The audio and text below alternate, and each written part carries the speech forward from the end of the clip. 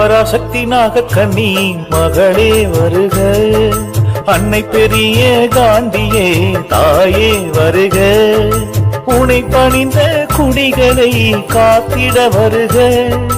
குழந்தையில்லா குறைகளை போக்கிட வருக,